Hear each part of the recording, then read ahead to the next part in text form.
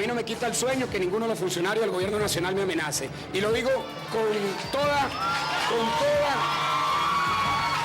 la claridad porque yo no tengo rabo de paja. Yo no tengo rabo de paja, a diferencia de muchos del gobierno que tienen un rabo de paja del tamaño del país. También vamos a desplegar en la avenida Francisco de Miranda, en Las Mercedes, que es en el este de la ciudad, que son zonas donde hay mucha actividad comercial y muchas entidades bancarias. También vamos a desplegar en el Boulevard del Cementerio, en el Boulevard de Katia y en el Paseo Los Próceres, igualmente en Parque Central. Todo esto lo estamos haciendo a partir de hoy en la ciudad de Caracas para que podamos nosotros incrementar la presencia de la seguridad en la calle. Sordo, ciego y mudo ante las justas reivindicaciones que le estamos solicitando. ¿Qué le pedimos al gobierno nacional? Que cumpla con el tabulador salarial del año 2008 decretado por el difunto presidente Chávez. Y pedirle a su santidad insistió mucho en el tema del diálogo. Para dialogar se necesitan las dos partes.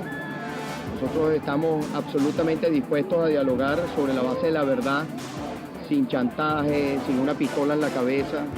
Establezco el día de hoy el presupuesto nacional en divisas para la administración correcta de las divisas del país y los gastos del gobierno y del Estado. Aquí vamos entonces, juntando medidas del Centro Nacional y la Corporación Nacional de Comercio Exterior. ¿Para qué? Para meter el ojo. Nosotros no pedimos dólares preferenciales, nosotros pedimos acceso a nuestras materias primas y a nuestros suministros. Para eso tenemos que tener acceso a divisas. Y las divisas lo que queremos que haya al precio que se consigue que el mercado tenga en este momento todavía en disponer, pero no nos han ido a rogar por Cadivis ni somos cadiveros. En la suprema felicidad social del pueblo venezolano, así a algunos no les gusta la suprema felicidad. Algunos lo que quieren es que el pueblo sea infeliz, que aquí se desate una guerra, que haya hambre, que haya carestía, que haya crisis. Eso es lo que apuestan algunos. No puede convertirse la Asamblea Nacional en un instrumento de persecución política a quien piense distinto. Para comentar los hechos más destacados me acompañan los colegas Óscar Lloreda, analista político e investigador. Bienvenido, gracias por estar aquí. Y Yolanda Ojeda, coordinadora de macroeconomía del diario El Mundo, Economía y Negocios. Igualmente, un placer que estés aquí. Comenzamos con economía. Finalmente, el presidente Maduro anunció medidas para derrotar, según él, la guerra económica silenciosa emprendida por la burguesía. El gobierno fijará los precios de todos los productos, con todo a la especulación. Según cifras del Banco Central de Venezuela, la escasez en octubre fue la más elevada en los últimos 5 años. Vamos a iniciar una gran operación nacional en todo el territorio de la República de lucha contra la especulación y el acaparamiento. Aquel que esté robando al pueblo en donde esté, lo vamos a encontrar. Entonces ponen el precio que les da la gana. Un carro usado cuesta 3 veces más que un carro nuevo. Y un carro nuevo que se le da los dólares por Cadivis, lo venden 4 veces más. ¿Qué es eso? ¿Eso es economía? Eso es robo vulgar. Es evidente que hay una perturbación en los precios y esa perturbación de los precios tiene origen en una guerra económica que se suscita tras bastidores y que muchas personas inescrupulosas establecen a través de las páginas web precios no reales de los bienes y servicios que ahí se producen, y eso trae toda una espiral especulativa que no es real. Y se crea el Centro Nacional de Comercio Exterior, que dirigirá toda la política de administración de divisas y de importaciones. Los verdes por un carril. No podemos seguir con el sistema del cadivismo. Tenemos que tomar decisiones radicales para control real de la renta petrolera completa para la inversión de la economía y de la sociedad. Cueste lo que cueste y pase lo que pase, tenemos que hacerlo. Por eso estoy creando el Centro Nacional de Comercio Exterior.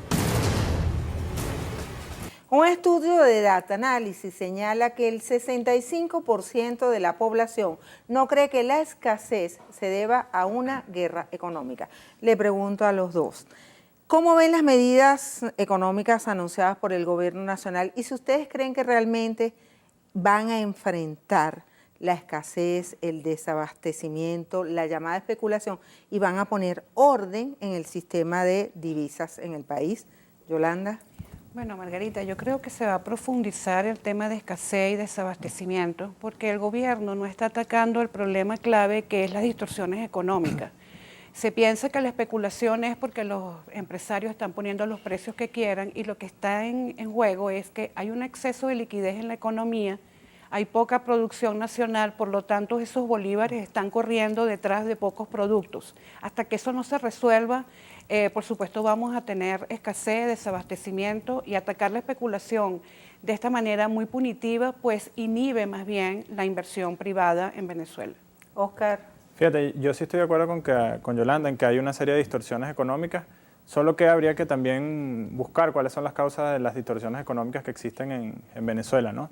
Entre ellas está lo que muchos han llamado el problema del petróleo, ¿no? Es decir, cómo manejar la renta petrolera, un país que es muy diferente al resto de las economías de Latinoamérica, que es con las economías que podemos comparar a Venezuela, porque tiene el 97% del ingreso de las divisas en Venezuela es producto de la producción y extracción de petróleo, ¿no? Entonces eso nos genera una estructura económica diferenciada que marca la economía venezolana. Eso también tiene que ver entonces, o eso marca los procesos de acaparamiento y los procesos de especulación, porque en Venezuela no ha existido históricamente un sector realmente productivo, ¿no?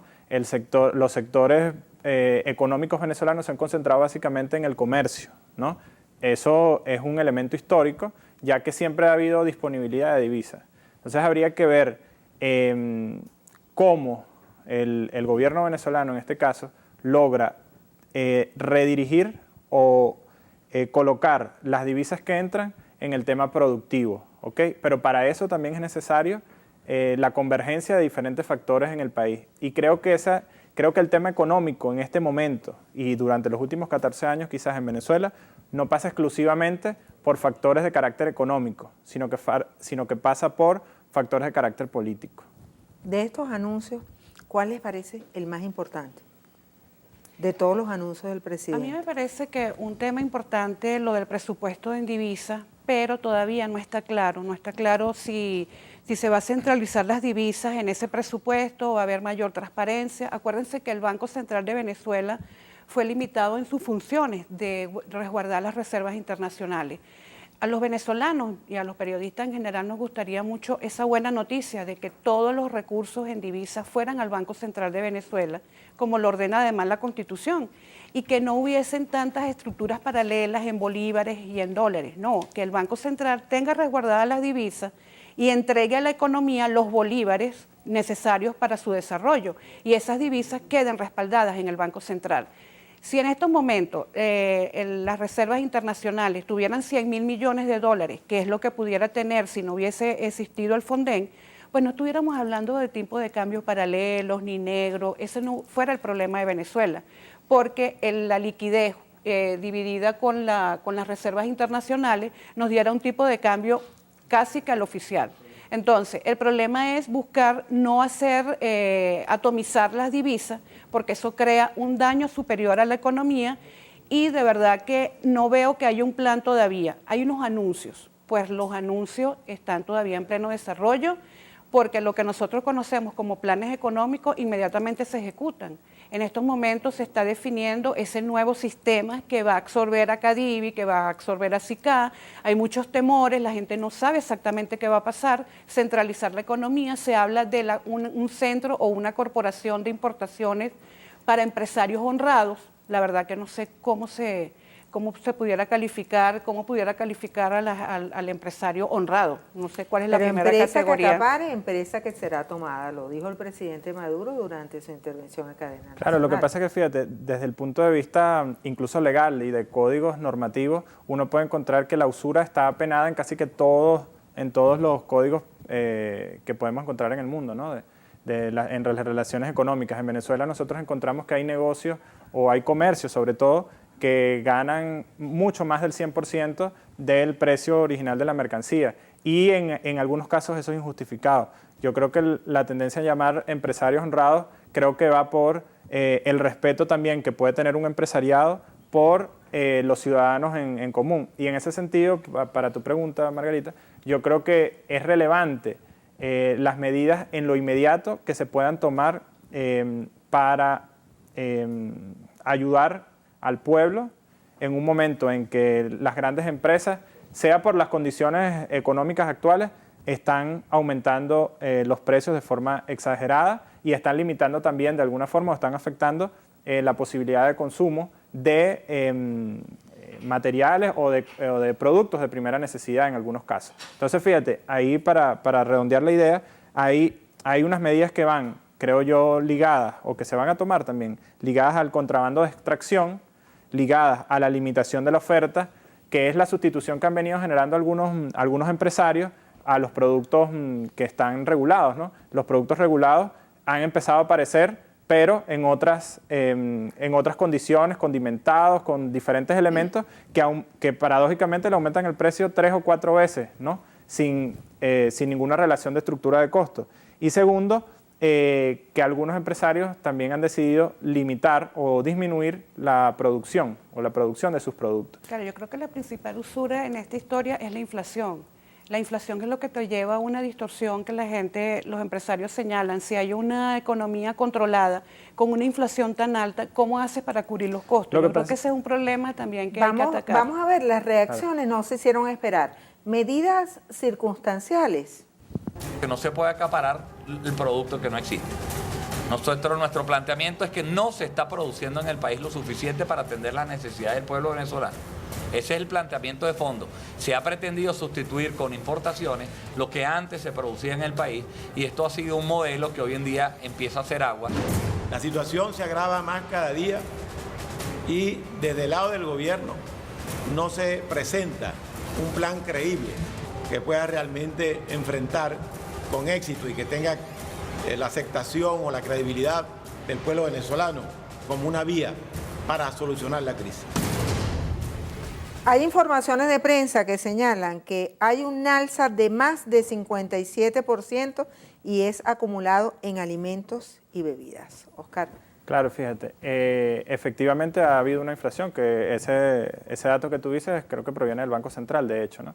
Hay una inflación que en buena medida es provocada también o es producto de la usura, ¿no? Es producto de una especulación de los empresarios venezolanos, pero también hay un condicionamiento nacional a que las cosas van a subir al día siguiente. Recordemos que los procesos inflacionarios en Venezuela no son nuevos, ¿no? Venezuela ha vivido prácticamente desde los años 80 siempre con un doble dígito en la inflación y de hecho es durante los gobiernos del presidente Chávez cuando la inflación logra disminuirse y aparece muy cercana al un dígito, que era la meta incluso para el año 2010 o 2011, cuando bueno, ocurrieron otros acontecimientos y no se pudo cumplir. Pero es una cuestión histórica y eso también condiciona subjetivamente a las personas y uno escucha por ahí, ustedes lo habrán escuchado, no, si tú no compras esto mañana te va a salir más caro. Y eso es algo que uno viene escuchando, por lo menos yo escucho desde muy pequeño, que me tocó vivir de niño quizás los años 90. Y uno siempre escuchaba que había que comprar porque al día siguiente iba a salir más caro. Esa generación que se formó con los índices inflacionarios que llegaron incluso a superar el 100% en los años 90, pues también está acostumbrada como esquema mental a esperar la inflación. Y esos son también en parte los empresarios de hoy, los consumidores de hoy, que tienen esa expectativa. Entonces también habría que atacar, es decir, la inflación también tiene un componente cultural, que es difícil de medir, pero que también está ahí y que permite que la usura y que la especulación se dé con mayor facilidad. Yolanda, especulan los empresarios La venezolanos. inflación tiene que ver mucho, aparte de la cultura que pudiéramos hacer, se pudiera hacer una discusión de eso, pero tiene que ver con las políticas públicas. También el gobierno es el principal responsable de la inflación, no son los particulares. El gobierno tiene que ejecutar políticas públicas tendentes a mejorar esa situación. Vemos que es así, que el presidente Maduro, cuando habló del megacrédito adicional para pagar salarios de aguinaldo, él está aspirando que buena parte de esos recursos puedan quedarse en ahorro, y están por anunciarse algunos aspectos relacionados con el ahorro. ¿Por qué? Porque ese es dinero en la calle y la producción nacional está limitada por varias circunstancias que no vamos a analizar. Eso es letal. Lo que yo dije anteriormente, son muchos bolívares buscando pocos productos que hay en la economía. Vamos a la pausa, nos pueden escribir y ofrecer sus opiniones y sugerencias @lasemanabb. Al regreso, en San Pedro.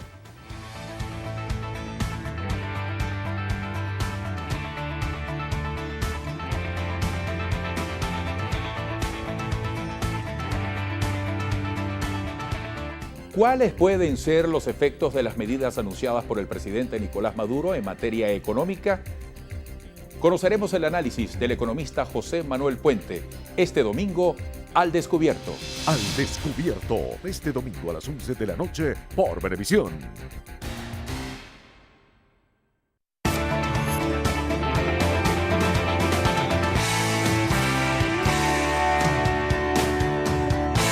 Continuamos con la Semana Venevisión. El gobernador de Miranda, Enrique Capriles, estuvo en el Vaticano y fue recibido por el Papa Francisco. Durante el encuentro privado, que duró unos 20 minutos, se habló de la necesidad de que el Santo Padre propicie el diálogo en Venezuela entre el gobierno y la oposición. Amén. Estos minutos de conversar con su santidad, para pedirle a su santidad que la iglesia sirva de ese, digamos, del poder de convocatoria que tiene para promover ese camino de diálogo que sin duda alguna nosotros estaremos dispuestos. No es un diálogo ni entre cúpula, ni un diálogo entre líderes de un partido o de otro. Se trata del diálogo nacional, la unidad nacional, que sin duda alguna es la que nos va a permitir superar la gigantesca crisis que hoy tenemos en Venezuela.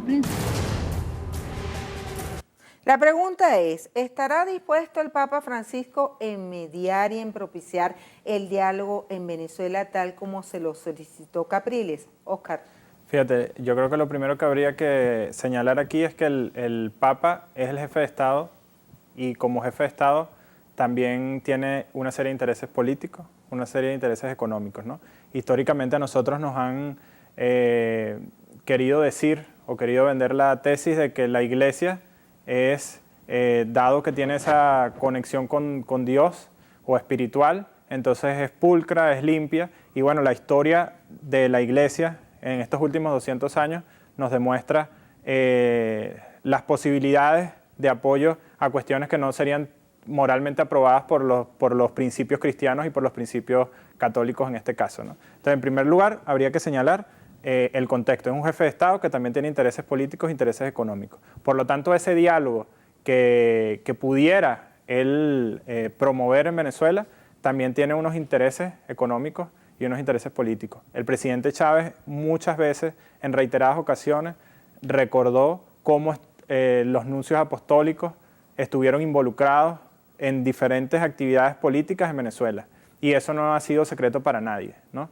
Entonces creo que cualquier diálogo debe, en el que participe la Iglesia, si es que eso se lograra, debe tomar en cuenta que la Iglesia católica es un actor político más, y no es como se quiere vender, una institución neutral porque tiene relación directa con Dios, como ellos pretenden también vender a la población. Yolanda, a tu juicio, ¿cuál es la importancia de este encuentro entre Capriles y el Papa? Y coincidencialmente, o no, puede ser una coincidencia, el 17 de junio el Papa Francisco se reunió con el presidente Nicolás Maduro durante 20 minutos, igualmente que el tiempo sí, de la reunión con Capriles. Que como jefe de Estado del Vaticano, yo creo que es normal que él haya recibido a una persona, a un líder de la oposición que sacó el 49,12%. Si las matemáticas no fallan, eso es casi que la mitad de la población venezolana que está representada en Enrique Capriles Radosky. Sin embargo,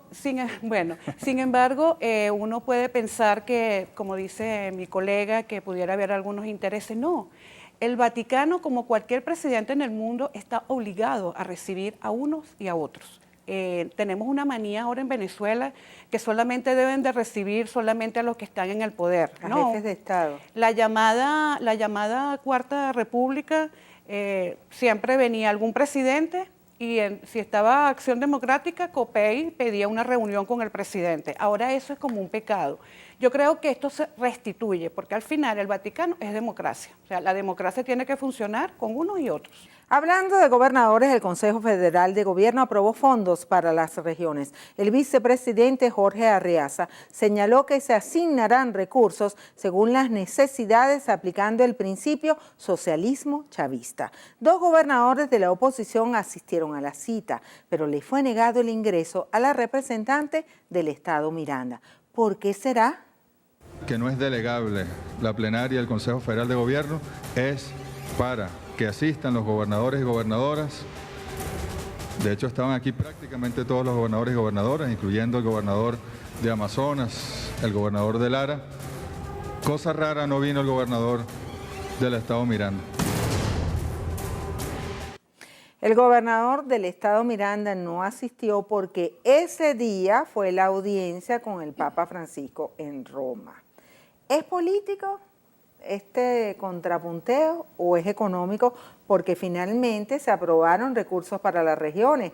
Recordemos que en semanas anteriores Capriles había denunciado que no tenía dinero para el pago de los aguinaldos a los trabajadores de la gobernación de Miranda. Óscar. Bueno, fíjate, yo creo que muy claro habló el vicepresidente Arriaza, ¿no? Ciertamente esas atribuciones no son delegables. Nosotros sabemos que la secretaria de gobierno de la gobernación prácticamente funge como la gobernadora de facto, porque el gobernador electo en ese estado pues ha estado en todos los estados del país durante el último mes haciendo una campaña, quién sabe si presidencial o para qué, porque no hay elecciones presidenciales próximas, y también se encuentra en el exterior, en este caso en el Vaticano, ¿no? Así que bueno, el hecho de que ella no haya podido ingresar creo que está justificado incluso desde el punto de vista legal. Ahora, en lo que refiere a la importancia que tiene la presencia de todos los gobernadores, yo creo que es fundamental que todos hagan presencia ahí. Tanto así que vemos entonces la presencia de Henry Falcón y vemos la presencia de Liborio Barulla, que son los otros 2 gobernadores que pertenecen a sectores de la oposición. Entonces yo diría que más aún cuando el gobernador de Miranda ha estado declarando o ha estado diciendo que los recursos no le han llegado, pues para los ciudadanos de Miranda hubiese sido muy importante que el gobernador estuviera presente ahí y cara a cara frente al presidente de la República, que en este caso es quien pudiera aprobar en el Consejo Federal de Gobierno los recursos, pues le pudiera solicitar la aprobación de los recursos que él dice que están ausentes en la gobernación de Miranda. Sin embargo, yo creo que él precisamente no ha estado interesado en recuperar ese dinero, si es que acaso no lo tiene, porque su interés está todavía en unas elecciones que ocurrieron hace 8 meses y el país ha avanzado hacia adelante y creo que el gobernador de Miranda se ha quedado a la retaguardia, ¿no? Se ha ido quedando atrás pensando en abril y nosotros ya estamos llegando al mes de diciembre. Capriles dice que esa reunión no se iba a realizar ese día, el Consejo Federal de Gobierno, y se hizo expresamente porque sabían que él no estaba en el país. Yo no sé si eso ocurrió así, Margarita, pero lo que sí está claro es que sí, esas reuniones tienen que ser delegables. Imagínate un presidente de la República que no pueda ir a un evento internacional y va al canciller. Y al canciller no se le dice, usted está fuera porque él tiene que ser el presidente. Yo creo que eso no tiene ninguna argumentación ni nacional ni internacionalmente. Ahora bien, lo de los recursos del Consejo Federal de Gobierno son recursos por proyectos. No es, es diferente cuando es el situado constitucional, que creo que es lo que está reclamando el gobernador de Miranda, que por cierto es la primera semana de diciembre que van a entrar unos 20.000 millones de bolívares a las gobernaciones por ajuste de situado. El Consejo Federal de Gobierno, al ser proyecto, se maneja de una manera muy discrecional del gobierno, porque los proyectos favorecen a unos y a otros no. En este caso de Miranda se favorece porque es el propio Consejo Federal de Gobierno, desde el Gobierno Nacional, que se entregan los recursos, no es de la gobernación directamente. Y yo creo que debieron dejar entrar al representante del gobernador de Miranda. Eso deja mucho la explicación de que se quiere un diálogo, que viva la democracia. Sin eso, la verdad que vemos que hubo una intención de que realmente no pudiera estar. Hacemos una pausa muy corta y en breve volvemos. No se aparte de nuestra sintonía. El Twitter, @lasemanabebé. Al regreso, Al Paredón.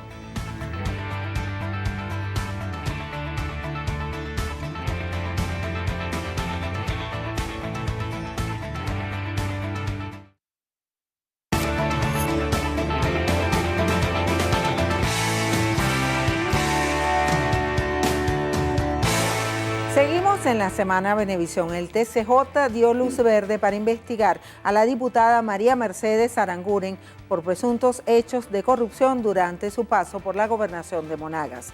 Ahora solo resta esperar el allanamiento de su inmunidad parlamentaria.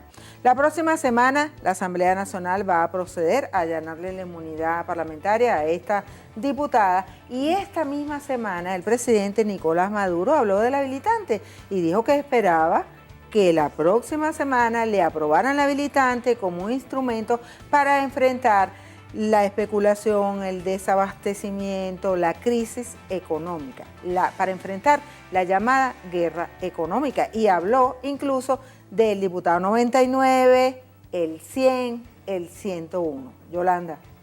Sí, yo creo que si hay méritos para investigar, pues hay que investigar a cualquier persona en el país. Pero bueno, llama mucho la atención que los delitos, los supuestos delitos son de 2008.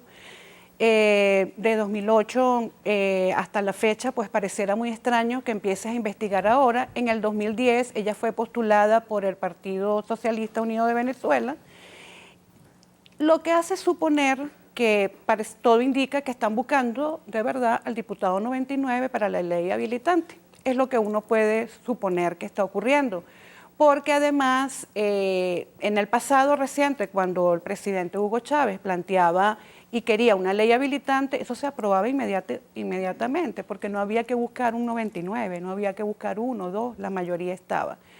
Luego vino las elecciones en la Asamblea Nacional y vemos cómo el presidente no pidió más habilitante. Con esta habilitante que está pidiendo el presidente Maduro, además está pidiendo habilitante para luchar contra la corrupción. Que yo recuerde, hay una ley engavetada de la ley anticorrupción. Entonces yo digo que hay que dar también muestra, la Asamblea Nacional tiene que dar muestra de hacer cosas que puede hacer por su propia función y no esperar que sea el Ejecutivo el que las haga. Pero todo indica que es político, es buscando para alcanzar el 99. Oscar. Mira, yo creo que, como bien lo dijo Yolanda, toda persona que pueda haber estado involucrada en hechos de corrupción o en hechos que están por fuera de la ley, pues debería ser investigada.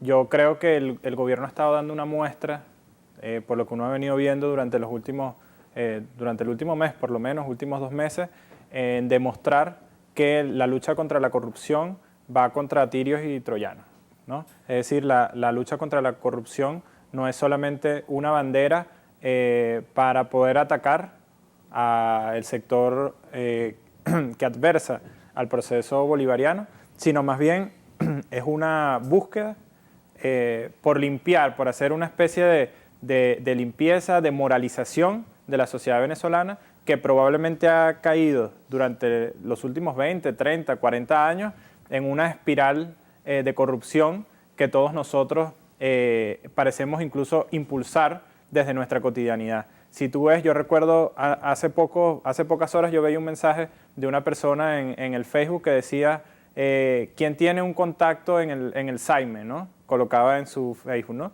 Y esa es la misma persona que un día, 2 días anteriores, estaba acusando de corrupción a las personas del gobierno de Nicolás Maduro, ¿no? Entonces, es como un doble rasero. Nosotros creo que hemos invisibilizado un poco los procesos de corrupción y los hemos naturalizado, de forma tal que nosotros en nuestra vida cotidiana probablemente estamos impulsando la corrupción y no nos estamos dando cuenta. Entonces yo creo que este es un paso más en esa demostración, pero el gobierno ha venido demostrando que incluso altas personalidades o altos funcionarios del gobierno o exfuncionarios en este momento han venido siendo investigados y quienes tienen responsabilidades pues tienen que asumirlas, ¿no? Porque es una responsabilidad ante toda Venezuela, no es una responsabilidad personal, sino ante los venezolanos. La Comisión de Contraloría de la Asamblea Nacional presentó el informe sobre el caso del gobernador de Lara, Henry Falcón. Se declara la responsabilidad política al mandatario regional por supuestamente haber incurrido en lesiones al patrimonio público. Que lo que hay en la gobernación del estado Lara bajo la gestión de Henry Falcón es un total desorden administrativo. Allí no se respetan las leyes que rigen la materia, no se respetan las normas, no se respetan los procedimientos, no se respetan incluso las instituciones. Ese que llaman el Eric Mago, ese no es más tapado. Y el Pedro Carreño son dos analfabetas funcionales. Y por eso, para mí, ese informe es pura paja. Y me disculpan la expresión. Y si ellos quieren con ese informe y los otros que levanten, abrir yo no sé cuántos antejuicios de mérito, que le den play, hermano. El gobernador de Lara, Henry Falcón, ha manifestado que es un juicio político. ¿Es político, Oscar? Fíjate, yo creo que también nos hemos acostumbrado durante los últimos 14 años que hacer política o hacer un ejercicio político dentro de sectores de la oposición pareciese otorgar una patente de corso a todas esas personas que hacen política en la oposición.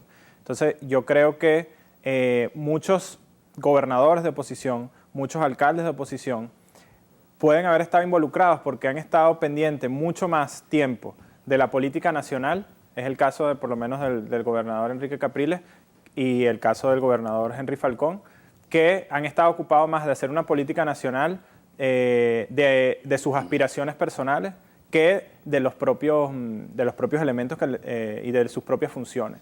Entonces, es muy probable o es muy posible que en un descuido incluso ellos hayan podido caer en este tipo de actos. Entonces, yo diría que estas investigaciones tienen que realizarse. Yo creo que no pueden marcarse porque sean sectores de oposición o sean sectores del chavismo. Esta es una lucha nacional, como ya incluso lo ha asomado el presidente Maduro. Es una lucha nacional que tiene que ir contra la corrupción. Y la corrupción no tiene cara, la corrupción no tiene colores. La corrupción tiene que ser erradicada de este país, como lo decía anteriormente. Y yo sí creo que esta es una oportunidad, ojo, no solo para investigar a gobernadores como Falcón, sino también para abrir investigaciones en sectores que ya se han abierto, sectores relacionados con el gobierno nacional, ¿no? Y con alcaldes y gobernadores que también están involucrados con el gobierno nacional. Y creo que eso no solamente se viene realizando, sino que también se va a seguir profundizando, porque me parece que la intención del presidente Nicolás Maduro es bastante sincera. Creo que es primera vez en los últimos quizás 30 años que el tema de la corrupción es enarbolado desde un gobierno, no desde los sectores de oposición. Y eso es algo que también tenemos que observar. ¿Tú coincides con este planteamiento? O sea, que al final el presidente Chávez poco logró con la corrupción, ¿no? Porque si el colega dice que en los últimos 30 años, pues el presidente Chávez fue el que dejó esta herencia de corrupción en las gobernaciones y en las regiones. Yo creo que el tema es, hasta que en Venezuela no se limpien los procesos políticos en las denuncias, una buena parte de la población siempre va a estar en duda. Tenemos, por ejemplo, denuncias también del exgobernador Rafael Icea, por ejemplo, en Aragua. Nadie sabe nada, parece que se fue a Estados Unidos. Falcón está diciendo cosas porque él conoce también por dentro, él viene del chavismo y se da el lujo de decir esas cosas, de ese lenguaje tan coloquial para de alguna manera decirle al adversario, no me importa lo que estás diciendo. Pero yo creo que a la población venezolana hay que hablarle con sinceridad y el factor político dejarlo a un lado. Mientras eso está presente, la verdad que la duda sigue estando. Lo que pasa es que siempre va a estar presente la discusión. Cada vez que se ataca a alguien simplemente es lo que ha ocurrido a los actores que han estado relacionados con el chavismo históricamente, que han sido acusados de corrupción, lo que hacen es decir que ellos manifestaron un desacuerdo internamente y entonces se saltan a las filas de oposición, son aplaudidos dentro de las filas de oposición y celebrados, y entonces eso pareciese de nuevo que les da una patente de corso y ya indica que toda acusación es falsa. Entonces, ese maniqueísmo a veces con el que se maneja el tema de la corrupción, creo que hay que limitarlo, creo que hay que trascender un poco, como tú dices también, la división de colores y tratar de ser un poco más ecuánimes y objetivos a la hora de analizar los temas de corrupción. Pero fíjate que no es maniqueísmo solamente, el tema del diputado 99, pudo haber sido Aranguren, pudo haber sido Pérez, no importa, ahí no importa el nombre, importa es el diputado que la va a sustituir. Entonces aquí la discusión tiene que ser no desde el punto de vista de que estamos atacando la corrupción, sino que en este caso en especial del diputado 99 es como muy evidente. Yo lo veo así. Ahora presentamos la curiosidad de la semana, la leyenda de Pascualita. Se trata de un maniquí y está en el aparador de La Popular, la mejor tienda de vestidos de novia de Chihuahua, México. Es de cera, ojos de cristal y pelo de verdad. Unos dicen que la han visto moverse, que sonríe y que durante la noche camina por el lugar. Curiosidades en la Semana Venevisión. La leyenda de la Pascualita, toda la gente muchos le tienen miedo y otros le tienen respeto a la leyenda de que se mueve el lugar, que en las noches sale a caminar, prende las luces, en fin, hace muchas cosas raras aquí en el establecimiento. Estos comentarios son recurrentes entre las historias de los chihuahuenses. Una maniquí de nombre Pascualita que pareciera cobrar vida por las noches asustando a todo el que se acerca a este sitio. Un maniquí que dicen no es como cualquier otro, pues hay quien asegura que no es una figura de pasta, sino un cadáver embalsamado que por las noches cambia de posición y mueve su rostro. Vamos a una pausa muy corta. Recuerde nuestro Twitter, @lasemanabebé. Al regreso, decreto de amor.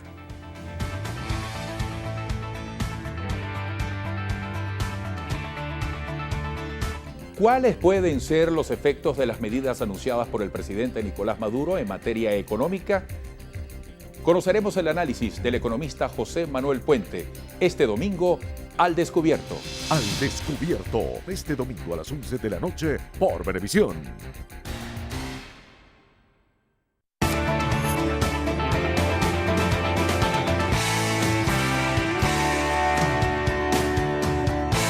Mediante decreto, el gobierno estableció que el 8 de diciembre es el Día de la Lealtad y el Amor al comandante supremo Hugo Chávez. El rector del CNE, Vicente Díaz, lo califica como un acto de ventajismo electoral. La organización Súmate señala que se trata de un artilugio para hacer campaña política.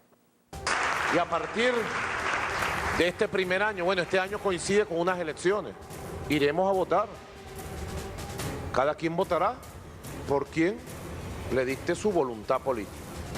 ¿No? Por ahí salió una persona criticando y diciendo que debemos derogar este decreto. ¿Ustedes creen que debemos derogar este decreto y porque hay elecciones el 8 de diciembre no vamos a recordar a nuestro comandante Chávez en su última proclama, heroica proclama? ¿Lo derogo? ¿Qué te queda? Evocar la imagen de Chávez. Traerte nuevamente a Chávez para estas elecciones, que bueno, yo aspiro, hay que pedirle a TV, no vaya a poner a Hugo Rafael que aparezca votando en una mesa, pues ya sería demasiado. O sea, lo último es que nos digan que apareció la imagen de Chávez en una máquina y eso implica el voto de Chávez, porque ahora la imagen de Chávez aparece en todos lados. Entonces, uno pide que lo dejen descansar en paz, dejen a Chávez quieto. No nos estamos enfrentando en este momento a un enemigo sencillo. Es el enemigo histórico, pero tenemos un grave problema, no tenemos presencia física del comandante Chávez. La Mesa de la Unidad considera que este decreto es una maniobra para favorecer a los candidatos del PSUV el día de las elecciones. ¿Tú coincides con este planteamiento? Yo sí creo que hay un intento de la conexión emotiva con el comandante Hugo Chávez, que por supuesto es el líder, es tomado en la campaña. Entonces, no coincido un poco con algunos planteamientos de que efectivamente sí pudiera ser calificado como ventajismo. O ventajismo o el intento, desesperado o no, de convocar a una base chavista que necesita ser recordado el líder de la revolución para que sigan votando por lo suyo. Eso también pudiera darse. Se ha señalado, algunas encuestas han señalado la merma que ha tenido el llamado proceso revolucionario. El decreto establece, Oscar, que ese día se van a hacer manifestaciones de calle. ¿Hasta qué punto es conveniente que la militancia y los simpatizantes del PSUV estén en la calle el día de las elecciones? Bueno, fíjate, primero hay que ver, estudiar bien los alcances de ese decreto y ver los alcances de ese decreto en el marco de un proceso electoral. Yo no creo que de ninguna forma se vayan a interferir con manifestaciones, porque además durante los días de los procesos electorales, desde el punto de vista legal, hay una serie de restricciones, ¿no?, de las manifestaciones, solo que este año pues coincide el 8 de diciembre y el día de este decreto con las elecciones, ¿no?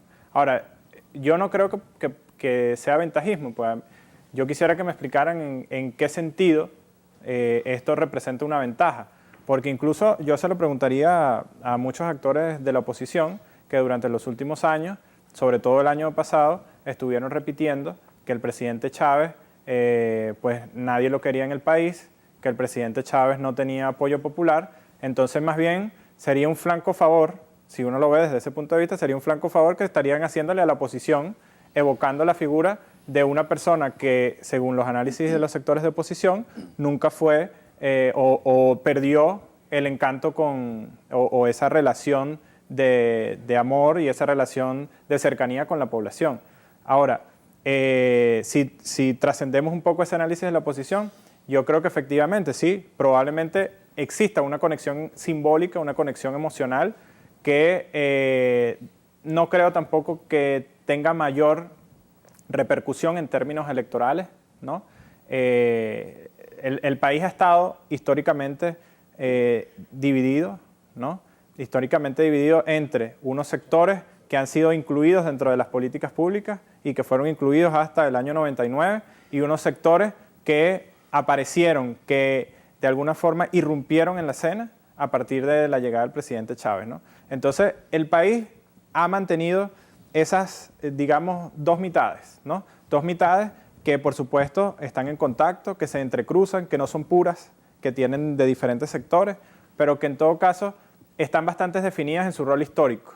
Entonces, estos roles históricos, por cierto, no solo dependen de lo que son las gestiones de gobierno, dependen de un proyecto de mundo o de dos proyectos, para decirlo bien, de dos proyectos de mundo que están corriendo en paralelo y de dos propuestas de ver el mundo y de relacionarse. Pero ¿se está utilizando o no la imagen del presidente Chávez para mover a los votantes ese día de las elecciones? Pero fíjate, ¿sí o no? Yo diría que más lo está utilizando la oposición, por ejemplo, cuando utiliza las burlas hacia el presidente Chávez, eso que hizo lo que veíamos ahorita en el video, ¿no? A Liliana Hernández, que la veíamos en el video, burlándose prácticamente de la figura de Chávez, haciendo un chiste de que el presidente Chávez va a aparecer a votar. Entonces, esos son artilugios que la oposición ha venido utilizando, no solamente para desprestigiar la imagen de Chávez, sino también para desprestigiar la imagen del CNE, porque la conecta directamente con lo que es Tibisay Lucena. Pero yo creo que lo de Liliana Hernández viene a colación porque el propio presidente Maduro vio la imagen del presidente Chávez en el metro. Entonces, de alguna manera, lo que está diciendo es, ojalá que ese día alguien no diga que aparece la imagen del presidente. No lo veo como una burla, no lo claro, veo pero fíjate que cuando cuando el presidente Maduro lo dice, lo está diciendo convencido, claro, desde el amor, espiritualmente, desde el amor, y efectivamente Liliana no lo está diciendo, y creo que se ve incluso en su gestualidad, creo que no lo está planteando desde el amor, sino que lo está planteando desde otros lugares que no sabría definirlos, pero que por lo menos no son el amor. Lo que pasa es que hay mucha sensibilidad. El venezolano habla así, el venezolano tiende mucho a la burla y eso lo hemos perdido. Yo creo que al final es mejor como que aceptar esas cosas y ya. Así llegamos al final de la Semana Venevisión. Gracias a nuestros invitados y a ustedes por acompañarnos. Recuerde que este programa lo puede volver a ver este domingo a las 6 de la mañana. Nos despedimos con La Apuesta, el nuevo tema de Thalía, una canción a dúo con Eric Rubin. Tú fuiste la muñeca que yo compré aquel día. Tú fuiste mi mentira, pero aún no lo sabías. Apuesta que esa noche estaría contigo, que al cruzar la puerta el destino estaría de testigo. Tú fuiste para mí el sueño que escondía desde que era una niña hasta que te conocía. Abriste tú la lista de amores, el primero. Apúntate dos tantos por robarte mis besos, los primeros. Y yo me fui enamorando sin darme apenas cuenta. Y yo ya me enteré de que tan solo fui tu apuesta. ¿Y cómo demostrar que ahora es verdad mi sentimiento? Dame tiempo porque